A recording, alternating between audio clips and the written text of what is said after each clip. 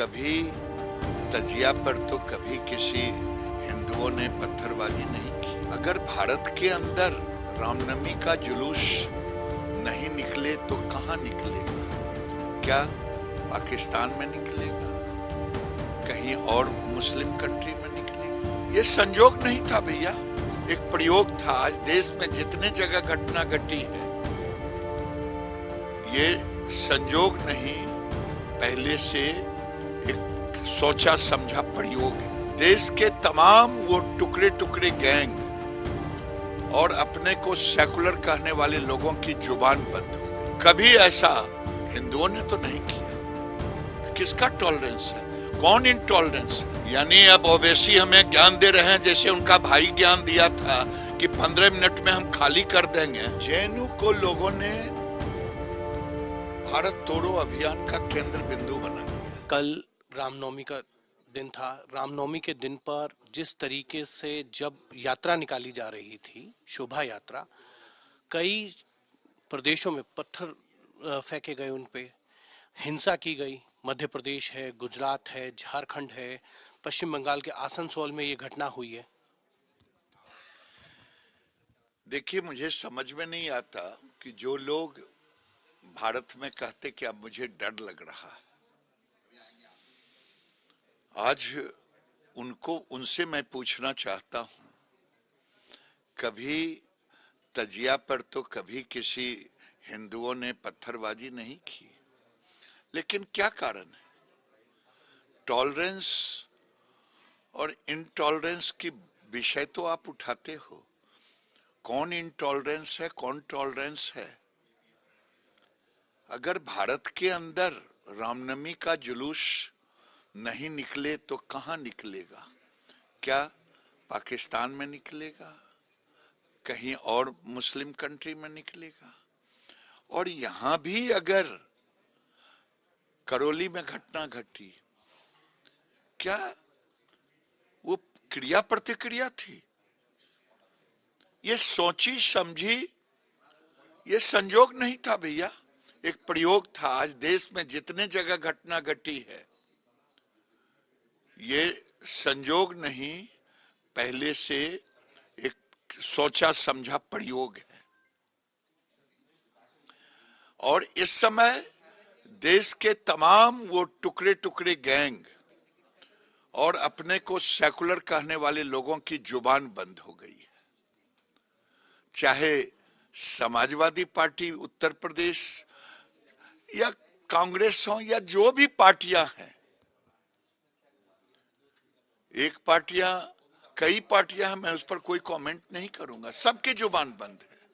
फिर कोई हनुमान चालीसा पढ़ने लगेंगे, कोई कुछ बोलने लगेंगे। लेकिन आज देश जानना चाहता है कि आखिर क्या कारण है। रामनवमी के जुलूस पर कौन लोग पत्थर फेंकते हैं?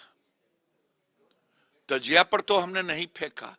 लखनऊ में अगर होता है तो दुनिया जानता है शिया और सुन्नी के कारण होता है। लेकिन देश में कभी ऐसा हिंदुओं ने तो नहीं किया। तो किसका टॉलरेंस है? कौन इनटॉलरेंस है? लेकिन ओवैसी कह रहे हैं कि ये तो कुछ लोग भड़काने की कोशिश करते हैं इस तरीके की शोभा यात्रा निकालकर, तब इस तरीके की प्रतिक्रिया आती है।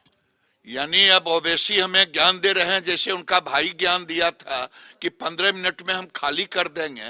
वही ओवैसी ज्ञान दे रहे हैं कि भारत के लोग रामनवमी में जुलूस न निकाले, शोभा यात्रा न निकाले।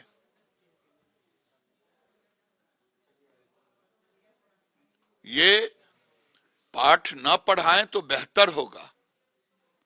क्या ये पाकिस्तान हो गया? बांग्लादेश हो गया? हम चिढ़ाने के लिए निकालते हैं लोग।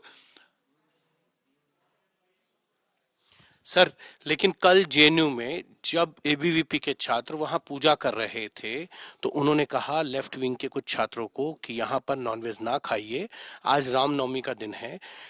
ऐसे में लेफ्ट विंग के जो छात्र वहां खाना खा रहे थे, उन्होंने कहा कि यहाँ पे खाने की आजादी है, हम कुछ भी खाएं, उसके बाद जो है हिंसा होती है, दोनों तरफ के छात्रों को जो है चोट लगती है। क्या जेएनयू को लेकर आपको लगता है जेएनयू में आजकल इसी तरीके के विवाद लगातार सामने आते हैं? जेएनयू को लोगों ने भारत तोड़ो अभियान का केंद्र बिंदु बना दिया है।